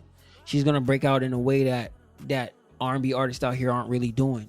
You feel me? But I hold you to it. Yeah, hold me to it. That's some big words, man. It is, and I love R&B music. I'm producing that whole project, and that shit sounds crazy. So you're taking it from A to Z. A to Z, and I'm bringing in producers. I'm bringing in my brother's vocal producing. We're co-songwriting every song. Like that's a collaborative. I love collaborating. Okay. So in 2 years from now, what I want to be doing is doing music every day and making bank off of that shit. Like, I like that. Every day. I just want to do what I'm doing now. Like, if I'm doing an interview, you're getting mad bread off of ads, and you could pay me some of that bread to do the interview. You feel me? Like that's what it is. You feel me? And we add value to each other like that. Clark D. I want me to be in a position where I'm in an actual ecosystem of music. Right. Because everything I'm doing right now, every day is millions of dollars of work every day. My brain, I have billions of dollars worth of ideas in my brain, and I put out 10% of the ideas in my brain every day. So if I can even be in a situation or opportunity where every time I put out an idea, I get $5,000, I'll probably be a millionaire by the end of that year. I'll take it. You feel me? Wholeheartedly, every single time I'm taking it. Yeah, you know what I'm saying? Because think about it, you get $105,000 opportunities. Yeah. If you get 100 of those, there's not even 365 days in a year. You go to Atlanta, you sell somebody a song, you sell for 14 racks. You can make the song in 5 minutes, bro. Right. You feel me? Like, I want to help us facilitate ecosystem. I'm not on some bullshit where, like, oh, we got to make a group or we got to do some shit like that. Nah, what I'm going to do is shit on niggas, you feel me? And achieve a lot of shit. Let's go, baby. You feel me? Kind of like what you're doing right now. You're not hitting up niggas and saying, yo, fuck with my podcast. No, you're getting actual heavy hitters in the scene, and then you're leveraging that shit. You feel me? Like, that's what it is. I'm going to leverage my success to force niggas into working with me. You feel me? If you want to succeed, work with Clark. If you want your brand to grow, work with Clark. And I'm going to be like, all right, pay me, and then I'm gonna be rich type shit. That's how it works. You feel me? And I want to be at a point where I'm doing that at least in 2 years. You feel me? I like that. Yeah, I like that, man. That was the most descriptive answer to that question I've gotten. CWTFB history, right? There's a couple routes though. Yeah, I mean, that was dope, man. That was appreciate dope. That.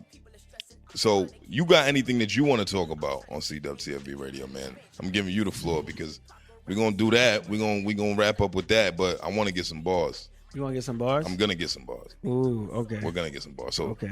Tell me anything you want to talk about. We're gonna freestyle off tops? Yeah. Okay. You don't do that? Oh, I love doing that. Nigga, let's do it. You asked me at the right time, too. Right, you feel me? Because you turned up right now. Yeah, I am. This nigga's turned up. This nigga litty, dog. I'm always teed up. Definitely what I do want to talk about is the single I just dropped, Hard. Yeah. If you're listening right now and you listened all the way, one, I appreciate you. Okay. And two, definitely go bump that record. You feel me? Like, we're developing like a crazy rollout campaign for it. You feel me? And we're gonna challenge the city in a way that a lot of people haven't challenged the city before. And check that record out. Also, I also want to talk about with you, like I want to pick your brain about how do you feel about the direction of drill music in Boston? You feel me? Wow. And I'm just curious. Niggas be asking me questions on my joint. Yeah, because I feel like I don't know if I ever get this opportunity again to pick your brain. So I want to make sure that while got my number though. No. Look. But you know my thought process now in terms of how I approach your life. You feel me? So I just want to ask you, right? How do I feel about drill music in Boston? And Boston and surrounding areas, Massachusetts, right? We're just gonna use that as a whole, right? I want to specify the question though. Okay. Not just how you feel about drill music. So you understand how, like, obviously, like, there's an agenda to keep like young black men in jail. Mm-hmm. You feel me? Absolutely. And one of the most powerful forces in pop culture or in fatherless households is music. Wow. You feel me? Yeah. One of the most powerful forces is music. Absolutely. Yeah. You feel me? And so I'm wondering, like, considering that, like, and I worked at the Mattapan Teen Center over the summer for the third year in a row, and every time there's always a story about a kid getting killed. You feel me? Or someone putting it in a song type shit. So I want to know, how do you feel about drill music now that you're telling me that you're at a point where you realize you was on some rah-rah shit and you grew past it? Like, I want to know how you feel about it. This is a loaded question because I understand street culture. I understand that niggas gotta get it how they live. Yep. But I tell you this, I don't like glorifying killing other black men. Mm-hmm. At this point in my life, I'm a 31-year-old man, dog. Like, I got a son on the way any day now, literally any day now. That's why I keep looking at my phone, see if my wife's like hitting me up, like, yo, it's about to happen. You know what I'm saying? Like, my daughter's 4. You know what I'm saying? I have, nieces to worry about. I have a daughter to worry about. Like, things are bigger than me at this point. Yeah. You know what I'm saying? Like, it's it's no longer about where I fall in and where my lady, who I thought was Angela Valdez at the time, and I thought I was Ghost type shit. You know what I'm saying? She used to work for the DA and all of that, but that's another story. I digress. So life's different. Yeah. If you asked me this question 10 years ago, I'd be like, nigga, let's go. Yeah. What we doing? Mm-hmm. But because of that, it's like, I don't like the fact that, for one, the sound pisses me off because it's not our sound. At all. Right? It's not our sound. We've seen different markets do it. It started with Chicago, which originally came from the UK. Mm-hmm. Went to Chicago. They had their little stint with it. Now New York did it. Mm-hmm. And now we piggybacking off of New York. Mm-hmm. Gang culture will always exist. Yep. Street culture will always exist. How do I put this, bro? Because it's like, I'd be a hypocrite if I said, like, yo, nigga, put the guns down and, you know what I mean? Let's all get together. But at the end of the day, nigga, that's really what we need to do. Yeah. That's really what it comes down to. It's like, why are we killing each other? Yeah. Your man's died. Mm-hmm. Now you got to kill somebody else. Mm-hmm. You got to keep it going. Now the real drill music we're talking about, not the foo-foo shit that niggas just get on the beat and they talk about, X, Y, and Z, because that's easy to do. Yeah. Anybody could do that. Well, I've embellished many of times in rap, and that's what rappers do. Niggas that have a $1,500 day, nigga, in the bricks, and now on their record, nigga, we make $1,500 a day, nigga. We out here.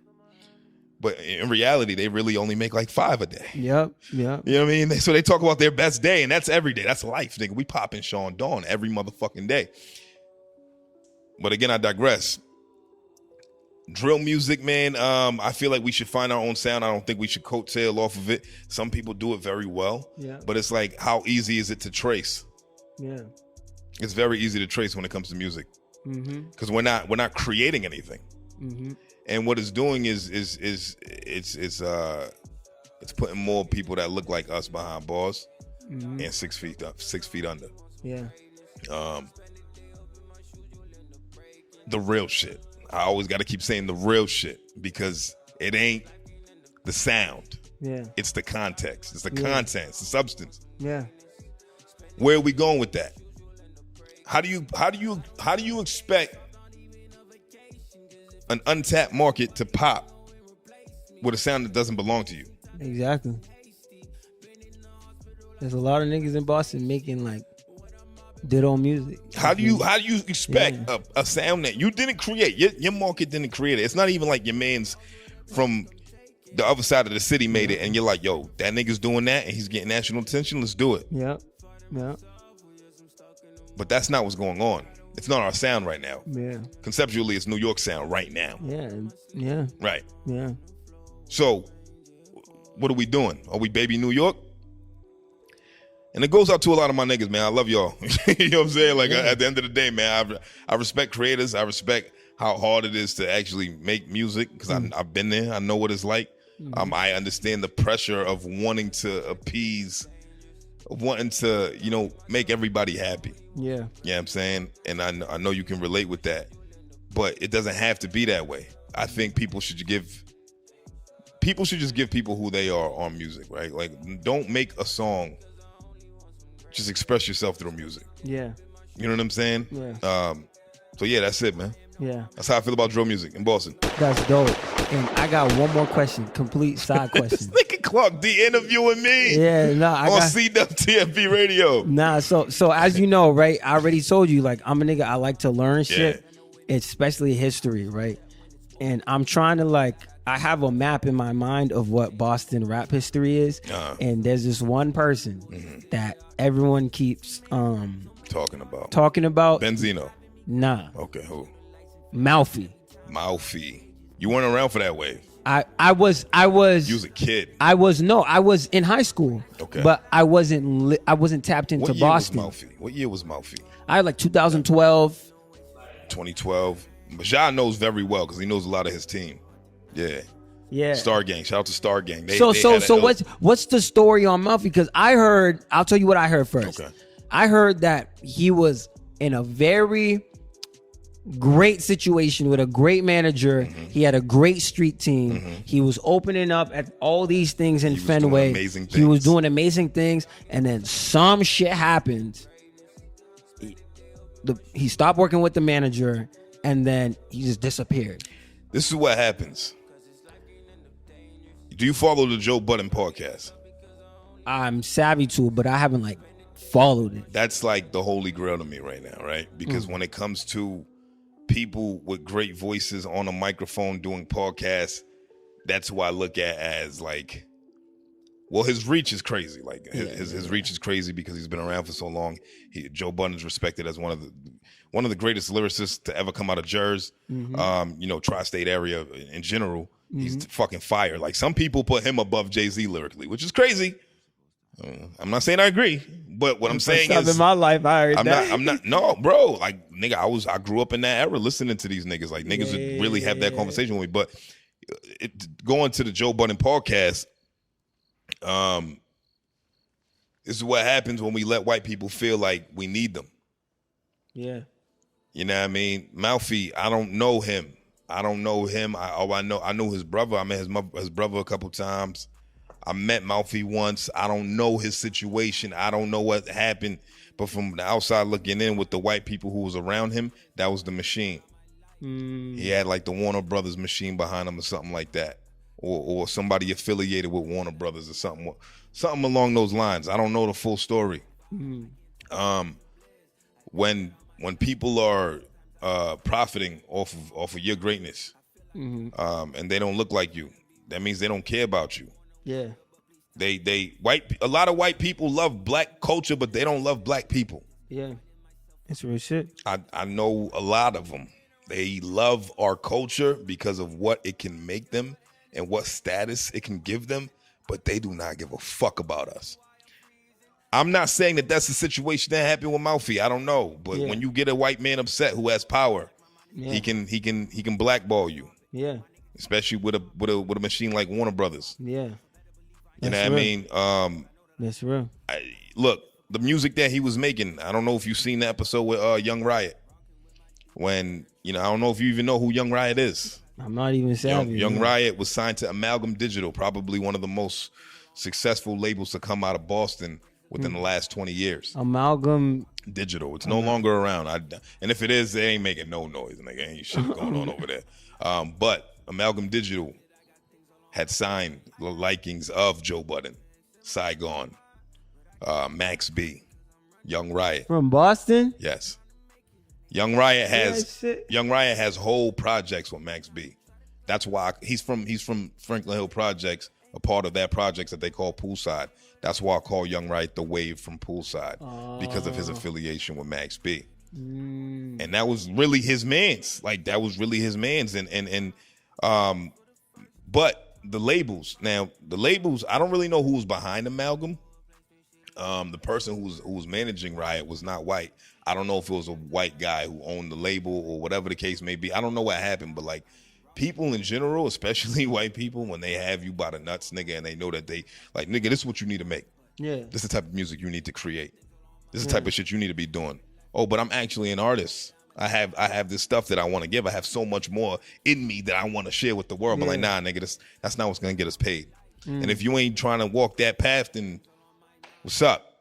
You know what I mean? So Mouthy, man, I don't know what happened with him. I don't really know exactly how that situation broke apart and things of that nature. So I can't speak on that. But from the outside looking in, it just seemed like a white man who got mad because a black person spoke up. Okay. Yeah. Okay. I always like to learn about Boston. Yeah. You feel me? If you have any more Boston stories, I want to hear them though. I mean, my Boston stories, we be here all night, man. Yeah. But I'm trying to create a documentary. What do you feel like is the craziest thing that's happened within your career thus far, besides your lung collapsing 3 different times, man? And that's not career, that's just your life. But as far as creating and making music and meeting people, and you have any crazy stories that you would want to share? I'll be real. I probably did over 120 shows, 130, 40 shows. What's the illest place you ever? I'm trying to think of the wildest experience that I had. I think one of the craziest shows that I ever did. I'm trying to think. Maybe FF19. Okay. FF19, we'll say, right? Where why was that crazy? Because bro, you know how hard it is to sell out a show in Boston? Yeah, it's difficult as fuck. Especially if the tickets are 15 bills. That's a lot. To them. Niggas is crazy wild, nigga. Niggas don't give a fuck about their own creators. I know. It's fucked up. It's getting better now. Oh no, it's absolutely getting better. But around that time, or just in general, unless you're tapped into that crowd of people. What year was that? Last year. Oh, it was 19. Unless you're tapped into that crowd of people that care, right? It's hard to do that. So we had a blend of people in our circles or camps that cared and didn't care, and we sold that shit out. I put mad people on, artists that have never performed in front of that many people. It was 150, 180. We had this dinner table cypher, and in the cypher, we had niggas I was friends with, people I respected, C4, Tayshawn. Okay. You feel me? Then I had my nigga Tomo, a producer. Check him out. Okay, check him out. He had a chef out on, and we were just boomboxing and making beats on the table. And you got 180 people in a room. You've never seen a show like this in your life, where instead of the stage being at one part and everyone facing one direction, it's just a white folded table in the middle of the fucking black market. Shout out Kai. And everyone's turning up to that shit. That's lit. Everyone's ad-libbing, everyone's turning up, everyone's et cetera, et cetera. And then this is why I want to say the whole night was crazy, because then when it was time to do my set, I had a whole live band. I was standing on a couch, and like it was the first time in my life where like I was barely rapping and niggas was singing every single word, bro. Word for word, verses, hooks, everything. And I'm like, bro, like fuck this shit. Like I'm here. You feel? I want to do this shit forever. Like, it wasn't the first time where people sang my lyrics, you feel me? Because I had plenty of shows where, like, I would teach people the hooks, whatever. But, like, it was one of the first shows that I've had where, like, I ain't even teach niggas the hooks. I just performed the fucking songs. And everyone, they even let me play keys and sing. And they was all singing while I was playing keys and singing, like, I'm like, bro, like, that's amazing. This is our show. Right. So I could be fucking up on the lyrics. I could have my back turned to the crowd. And niggas is all part of the whole shit. They want to be right. You feel me? Like, involved. And at that point, I was like, yo, for the rest of my life, I need to do less shows and make every single show more intentional. Because I had that point in my life where I'm doing 4 shows a month or everything like that. And like in high school, whatever, and meeting a bunch of people that might not care about what's going on, just exposure shit. You feel me? There was another one, Capricorn season. That was with Sean Wire. That was in January. That shit was wild because that was another situation where I didn't have to teach niggas shit. It was a blizzard. Niggas was calling me like, yo, bro, I'm trying to get on the highway from Randolph, bro. My car's swerving and this. But, bro, I bought a ticket, bro. I appreciate it, bro. We sold that shit out in a blizzard, bro. That's crazy. You feel me? Shout out to you, bro. Even though mad niggas couldn't make it, we still packed the entire Mad Music Mill out. Even though mad people that bought tickets couldn't make it, we packed the entire venue. So if there wasn't a blizzard, we would have been over capacity. Wow. And even though we were in a blizzard, we sold that shit out and we fucking tore up I performed all of Catharsis. You feel me? And everyone, it was just a spiritual experience. And niggas didn't even know the records. They didn't, and they was all fucking with it. They knew Link Me Up. Yeah. They knew Link Me Up. I love performing that song. You feel me? That's dope, bro. You know, God is good. What's your craziest experience as a rapper? As a rapper? Yeah. Just going to different cities and meeting people that do the same things that we do. I don't have a specific story. You know what I mean? Because I was really like a part-time rapper. Like, I don't really feel like I really embodied the whole rap shit. Like, in retrospect, like, I tell niggas this all the time. Like, we could have went so much harder. Yeah. We could have went so much fucking harder. We didn't care enough. It was rap because we do this rap shit. Like I'll be sitting in my crib with my daughter and like rap, and just it's a come sport. up with some shit. Yeah. Because that's just what I do. Yeah. But it wasn't like as me actually making a career out of it. What's the craziest shit that ever happened to me, man? I want to say getting on a tour bus and smoking and drinking with Raekwon. Wow, that's crazy. That's dope. When he came out here to the Paradise. That's dope. That's dope. Yeah. That's dope. It was the craziest shit ever. That's dope. Smoking with Raekwon. Yeah. And I sold Freddie Gibbs some weed. Yeah. You sold Freddie Gibbs weed? Yeah, in the CTE camp when he was on CTE, like Young Jeezy's camp. I used to sell mad weed, nigga. Like, that was my thing. Like, you was a weed? That was my thing. Plug, nigga, yeah. Punky the Singer. Shout out to Punky the Singer. I don't know if you know who that is. Punky the Singer. She's from out here. I used to sell her weed, too. I used to sell Dutch Rebel weed. I used to sell a lot of niggas weed. Yeah. That's like, the big sis. That's I used to sell a lot of niggas weed. I mean, Dutch only probably came to see me like twice or some shit because I was probably like skimping the bags or some shit, nigga. But you know what I'm saying? Like, yeah. That's dope. Like towards like the end of my rap career, Punky the Singer called me and said, yo, the nigga Freddie Gibbs. I was like, Gangsta Gibbs is in Boston. I knew he had a show. And she tells me, she's like, yo, pull up to the was it the Doubletree right over there on Memorial or one of those fucking streets or whatever. Yeah. And we pull up to the Doubletree, and I saw a Boston rapper's shorty about to get blazed by the CTE camp, nigga. No name, no blame. Like, I seen some shit. You know what I mean? She was fucking with them tall T niggas. You know what I mean? It was around that time. But I digress.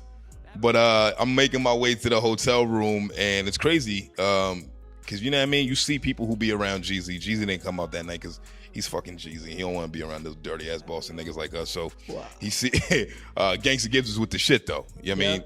Yeah, I mean, he's from Gary, Indiana. I don't know if niggas know what the fuck goes down in Gary, Indiana, but look up the stats. The shit is crazy. This shit is nuts, nigga. Shout out to Gary, Indiana. And shout out to Gangsta Gibbs, man. I don't know if I don't know. Whatever. Anyway. Yeah. We served, I served him some weed, man. And, I smoked with the nigga. We was freestyling, like, so we had fun rapping, like being around rappers. But to say that I was like, these niggas didn't know me as rappers. Yeah. I was only in circles because I was around other rappers who had more clout than me. Bro, if you had Instagram or social media at the time and like some videographer following you, you would have blew up. There would have been, there was those platforms, but they weren't as popular as they are now. When did Instagram drop? 09, 2010? Some shit like that. I was 19 in 09. I was 2010. And you know what I mean? Like cameras on phones weren't as ill as they are now. Yeah. This is when 8 megapixels was the shit. I know, yeah. You know what I'm saying? That's true. 1080p was expensive as fuck. I know. Nigga, what? I know. You get 4K on this bitch. Yeah, I know. 4K. Nigga, we're recording with an iPhone. You understand me? That's fucked up. I have 2 iPhone 10s Maxes, bro. That's fucked up. Shit's crazy. So that's fucked up. So the era that we was doing rapping was different. I would have loved to see Boston in the 90s, and I would have loved to see it as an adult in the early 2000s. But everybody, we have our own eras. We have our own times where we did our own things. And this is your era. Yeah, I appreciate that. It's all about you, bro. Yeah. Clark motherfucking D. The one and only. Family famous. In the house. Yes. Right. Shout out to you, bro. Yo, I just want to give a side comment too. Like, bro, I don't know if anyone's ever told you this, but bro, what you're doing is super amazing. Thank you, bro. And inspiring. Like, I appreciate it. You feel me? Like, I be over quarantine, I'll be watching your podcast, and I'm like, yo, Gee, we should start a fucking podcast, bro, and talk about all the shit we've been talking. Because me and my brother, you got to meet my brother. Like, my brother is literally the physical reflection of me, bro. We're not even twins. Like, we think similarly aside from our approach to women. Like, we talk about the same shit. We act very similar, and like we just be like talking about mad shit all the time.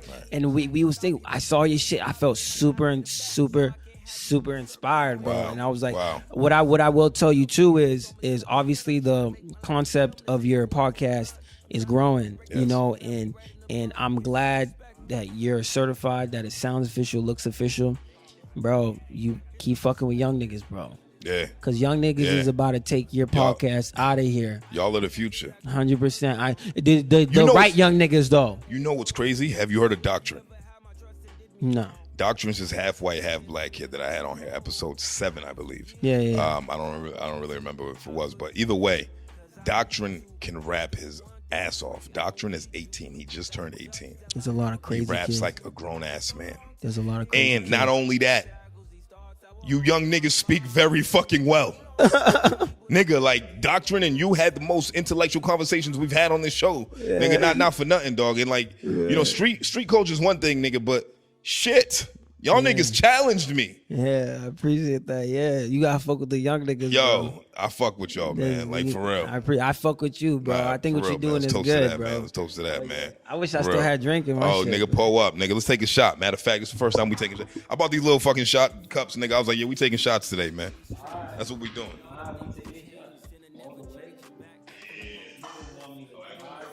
Just one shot, man. You be alright. Niggas done did worse. It's tequila, right? Yeah. Yeah, so I'm not sure. All right. You ready? So we gonna toast to family famous. Yep. To your future brother. C-Dub. CWTFB, man. I appreciate you, bro. Yep. You the truth. All right. First shot on CWTFB Radio, man. We making history here with Clark D, man. A family famous. That shit was spicy. Yeah, man. Me think I some suba. I know. Yeah. I'm growing. I know. I still need to get my chest hairs up. You feel me? Yo, Clark D, man, we gotta hear you rap. All right, let's hear me rap. What you wanna rap to? You got any beats in mind? I always give niggas first choice, so I'm gonna go on the web and find something. Well, I got beats of my own, but yo, I got this one beat. Okay. Yo, would you rap with me? Nah. Nah? We ain't doing that right now. We ain't doing that right now, man. Everybody keeps telling me that. Like, yo, Big Tigger, basement shit. We're not in the basement. We're actually in a conference room. So, no, I'm playing. But actually, just challenge me. Play a beat. Some shit that I could, like, rap to, though, and, like, bounce with. That you can have fun with, but still be hard. Some shit I can have fun with. You could do, like... I want somebody to rap to this. Hold on. Let me see if I can find this beat. All right, so you gonna bar me out on this one? Yeah, nigga, this is yours. This is yours right here. This is you. I ain't a rapper no more. I'm a Walsh rapper podcaster. Hey. CWTFB Radio. Let's go. He said, hey, he's a Walsh rapper. I said, yo, C-Dub, my nigga, what happened? Like, I'm trying to figure out what the word is. Spitting rhymes like I'm speaking cursive. Cursive, spitting off the top, there ain't no rehearsing. Person, matter of fact, listen to my verbiage. Verbiage, niggas know I'm spitting all the facts. Spitting every time I step up on the track. It's murder. You can set me behind bars. 25 to life, set me behind far. In a different place that you never seen before. Keep me away from every single rapper up in the city. I ain't here to play like, whoa. Matter of fact, I'm spitting on the beat. Matter of fact, I feel like a camel on the beat, and I'm just having fun with it. When I look at myself, I tell myself I'm the one with it, like one with it. No number twos in my rap game, snap game. Look at my kick games, it's Solar Flame. Travis Scott knows my name. I ain't Cactus Jack, but I'm just a young nigga that's bringing real rap back. Rap backs, I ain't fucking with no snapbacks, snapbacks, and these niggas rocking with the rap pack, but I ain't really fucking with y'all niggas. Matter of fact, I'm bigging up myself, I'm feeling bigger. I don't tote triggers, but I tote bars. Man, my mama just bought me a new whip or car. Cause new whip ain't really the right word, cause that talks about slavery, and I deserve a better way to describe the things I want in life. It's only right. My niggas talking about his wife. That's my goals in life. It's only right. I need one or twice or three or four wives. I'm talking polygamy. I'm just kidding. Are you feeling me? Young nigga up in Boston, tell me, are you feeling me? Yes. The real in me. Every time I'm spitting, it's the real in me. Originally, niggas know that I really stealing beyond weight. Every time I'm spitting balls, I don't know. It's coming straight out the soul. I flow in so many ways that God flow. I float in so many different ways, so I go. Green light, I won't ever stop shit. Best believe I shake the city when I drop shit. I ain't stopping, so I'ma pull up in my drop shit. Niggas know I got the hot shit. It's hot shit.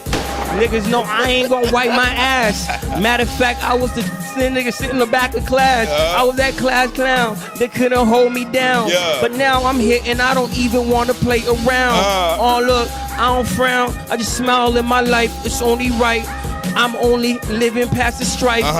It's only right. I earn my stripes in life. That's right. Up in the city, it seems that they only right. It's ways that they want to hate on a young nigga, but I'm getting paid, so I'm moving on to bigger. ATL, I'ma see you up in June. It's too soon, so I ain't gonna speak on you. Ooh, he told me to rap on the Dipset. Look.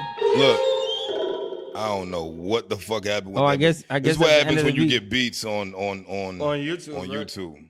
Okay. But you was floating on that bitch. I was doing okay. I'm warming up. I wanted to hear what a nigga 10 years younger than me would do on a Dipset beat. Well, I hope I did okay. You know what's crazy? At the beginning of that, I was like, yo, have you heard that song? Never in my life.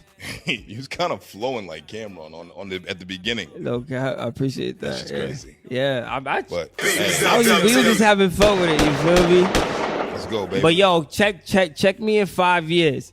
And I guarantee you, I'm gonna fucking write poems to every single beat off tops. Yeah, I'm almost there. Almost there? I'm almost there. What's gonna help you get there? Like, what do you think? It's just repetition? Practice. Okay. I just need to be in more situations where niggas is forcing me to spit. Right. You feel me? And just pull up. Yeah. We gonna force you to rap every single time. Yeah, just let me know and I'll rap every time. You feel me? Like, it's really not about like, cause when I'm at the crib and I'm freestyling, like, I could probably freestyle for like 40 minutes, an hour, like, right. You feel me? But I need to get in that where something's looping for 40 minutes to an hour. Wow. Where I'm just going. Right. So you've created records like that. To be honest, I'll be real. Most records, I like freestyle in the beginning, and I write down what I freestyle. Okay, so you just kind of perfect it. Like you set the outline, the body of it, and then you're just like, all right, let's fill this up with content. Like if I hear a melody in my head or like some bars in my head, I might freestyle or like mumble like a phrase or some shit, and then I'll just write it down and bam. And I've heard that on records that you've done. Like you kind of like, you could tell you're ad-libbing. Yeah. But it comes out as part of the song. Yeah, awesome. That's dope. I appreciate that. Artistry shit, man. Yeah, I appreciate that. But Clark D, I appreciate you, brother. Appreciate you. Like I said, man, I'm really impressed by you, man. Like I wish you nothing but the best. Yes, wholeheartedly, man. I want you to succeed. I want everybody to know your name. Appreciate Family that. famous. Appreciate that. What you're doing is just a continuation of legacy. Yeah, appreciate that. You know what I'm saying? Yeah. The city's proud of you. Appreciate that. Like you said, it's y'all young niggas is gonna elevate us to the next level. Yeah. You know what I mean? We was just talking about Joyner. We see what he was able to do. Yeah. Joyner was your age how long ago? 10 years ago. Yeah. Yeah. You see how long it took him to get to where he's at. Yeah. Bro, just keep going. I Keep will. giving people quality content. Thank you, bro. I Keep appreciate being that. yourself, man. Keep just being true to you and you know, don't be scared to challenge niggas the way you challenge me by asking me some hard ass fucking questions and shit. Yeah. I appreciate So that. Well, by the way, I want to say thank you for like being comfortable enough to like answer those shits. I know it's your show and shit. you know what it is, bro? Because every time somebody tries to ask me a question, I always kind of like deflect it and just kind of move on. Yeah. But these are real questions. Yeah. And I feel like, you know, I feel like I feel like I know you enough through your music and through meeting you today. Yeah. That I'm comfortable enough to answer those. So, you know what I mean, shout out to you. Appreciate you. I mean, we made that happen. We made that happen, man. That's history, baby. Yeah. But you know what time it is, man. It is CWTFB Radio, man. We just had another fucking crazy episode of Red Cups and Rap, man. I love Thursdays, man. I love Thursdays. It is Thursday, September 3rd, man. When you see this episode, it's going to be in 2 Mondays from now. And I can't wait for everybody to hear this. Yep. CWTFB Radio, man. We love y'all. I appreciate y'all, man. Yep. Until next time, we out. It's Let's your go. boy Clark D. Make Clark sure D. you follow me on Instagram. Oh, my fault. I fucked up. At Sir Clark D. Sir Clark D. On Instagram. Check out Family Famous Records. I'll tell this place first. We're working on a project. It's not Catharsis 2. Okay. But we're working on a project, and it will shake some shit up. Hard is a single off of that project, but y'all niggas will know this for now. You know and that. whoever stayed this long, we got a lot of shit going on. Yeah. You feel me? A lot of shit, and I appreciate y'all if y'all stayed the whole time. You feel me? And shout out to my mans right here. You Shout out to already know. y'all behind here too. I feel know like that. behind the scene niggas don't get enough credit. You feel me? You know what time it is, man. Shout out to CWTFB Radio, man. Yeah. The whole crew, man. We already shouted everybody else out, man. But we love y'all. Yeah. Till next time. Yeah. Let's go, baby. Tell